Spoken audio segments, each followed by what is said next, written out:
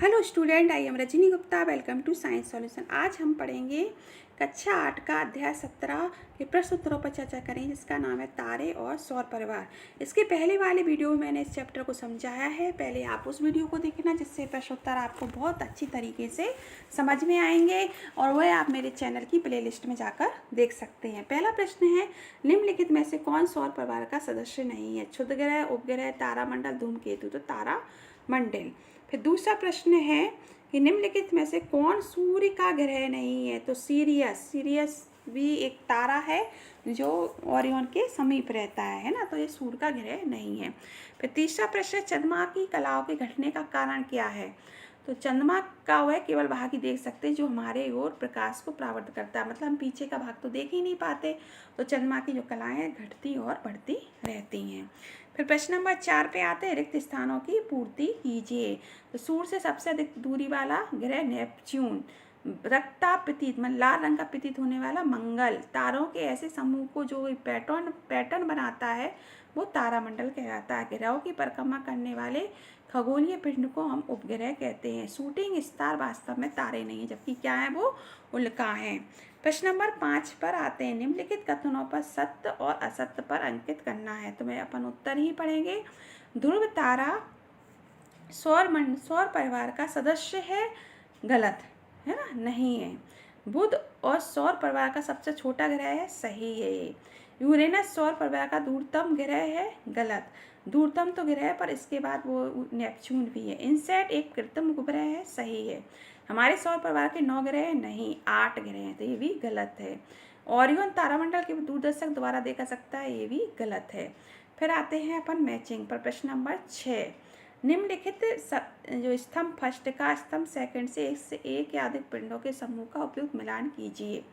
तो अपन मिलान करेंगे। सबसे पहले आंतरिक ग्रह, तो आंतरिक ग्रह में आता है पृथ्वी और मंगल। ब्रहा ग्रह में आता है शनि। तारामंडल, सप्तर्षि और ओरियन अपन ने अभी पढ़े थे। तारामंडल पृथ्वी की उपग्रह कौन है? चंद्रमा। यदि शुक्र संध्या तारे के रूप में दिखाई दे रहा है तो आप इसे आकाश के किस भाग में देखेंगे? संध्या तारे के रूप में दिखाया तो सूर्यास्त के बाद दिखाई देगा, यही कारण है इसे हम संध्या तारा कहते हो। ये पश्चिम में क्षितिज में दिखाई देता है। फिर है अगर इस प्रातः तारा बोलेंगे तो ये हमें पूर्व दिशा में दिखाई देगा, है ना, और सूर्योदय के पहले दिखाई देगा। तो दोनों क्वेश्चन आते हैं। शुक्र को संध्या तारा भी कहते हैं और प्रातः तारा भी कहते हैं। सौर परिवार का सबसे बड़े ग्रह का नाम क्या है? तो बृहस्पति सौरमंडल का सबसे बड़ा ग्रह है। इतना बड़ा है कि इसमें 1300 पृथ्वी इस विशाल के ग्रह के अंदर समा सकती हैं, और बृहस्पति का जो द्रव्यमान है हमारी पृथ्वी से लगभग 318 गुना है। तारामंडल क्या होता है? किन्हीं 2 तारामंडल के नाम लिखिए। तो पहचान जाने योग्य आकृति वाले तारों के समूह को हम तारामंडल कहते हैं, जैसे सप्तर्षि, ओरियन और कैसियोपेया। ये बहुत आता है बच्चों, इनके नाम याद कर लेना। फिर नेक्स्ट है, सप्तर्षि ओरियन तारामंडल के प्रमुख तारों की आपचिक स्थितियों को दर्शाने के लिए आरेख कीजिए, मतलब इनका हमको चित्र बनाना है।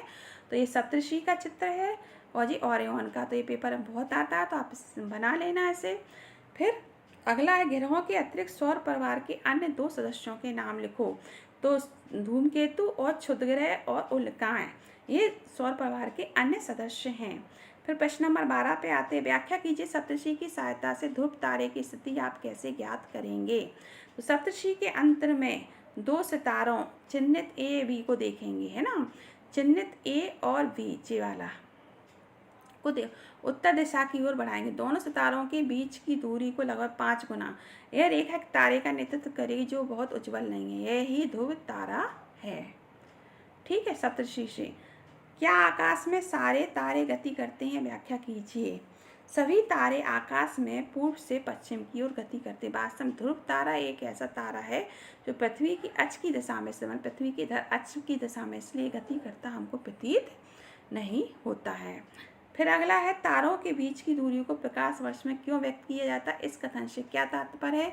कोई तारा आकाश में 8 प्रकाश वर्ष दूर है। तारे पृथ्वी से लाखों किलोमीटर की दूरी पर, इस प्रकार इन बड़ी दूरियों को हम प्रकाश वर्ष में व्यक्त किया जाता है। एक प्रकाश वर्ष एक वर्ष में प्रकाश द्वारा तय की गई दूरी है। यह प्रकाश वर्ष 9.46 × 10⁻12 किलोमीटर के बराबर है। यदि कोई तारा पृथ्वी से 8 प्रकाश वर्ष दूर है, इसका अर्थ प्रकाश द्वारा 8 वर्षों में यात्रा करने में लगा समय। इससे तारे और पृथ्वी के बीच की दूरी 8 multiply 9.46 multiply 10 to the power 12 kilometre 7.6 multiply 10 to the power 13 kilometre है। अब प्रश्न नंबर 15 पे आएंगे। बृहस्पति की त्रिज्या पृथ्वी के 11 गुना है। बृहस्पति और तारों के आयतनों का अनुपात परिलिखित कीजिए। बृहस्पति में कितनी पृथ्वियाँ समा सकती हैं? तो मान लेते हैं पृथ्वी की त्रिज्या r है और बृहस्पति की त्रिज्या 11 r है। तो बृहस्पति का आयतन लिखेंगे, पृथ्वी का आयतन लिखेंगे। फिर इस तरीके से अपन करेंगे तो आयतन का अनुपात 1331:1, इसलिए बृहस्पति का जो है 1331 पृथ्वी को समायोजित कर सकती है।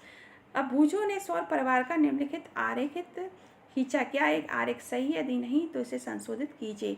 ये चित्र आपको दिख रहा है, ये सही दिख रहा है आपको, है ना? तो इसका सही चित्र देखेंगे। मंगल, शुक्र, यूरेनस, नेपच्यून की जो स्थितियों को परस्पर बदलना चाहिए। ग्रहों की सही स्थिति निम्नानुसार है। तो उसने जो चित्र बनाया है वो सही क्रम में नहीं है कि बुध के बाद मंगल है, फिर पृथ्वी है, फिर शुक्र है, बृहस्पति, माने जो ग्रहों का क्रम है वो गलत है।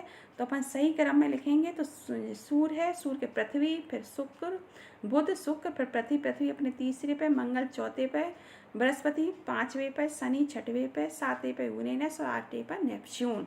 इस तरीके से क्रम होगा। तो बच्चों ये प्रश्न उत्तर पूरे हो गए, आपको समझ में आ गए होंगे। कहीं भी कोई भी प्रश्न अगर आपको समझ में नहीं आया उसे कमेंट सेक्शन में लिखना, मैं सभी के प्रश्नों के उत्तर देने की कोशिश करूँगी।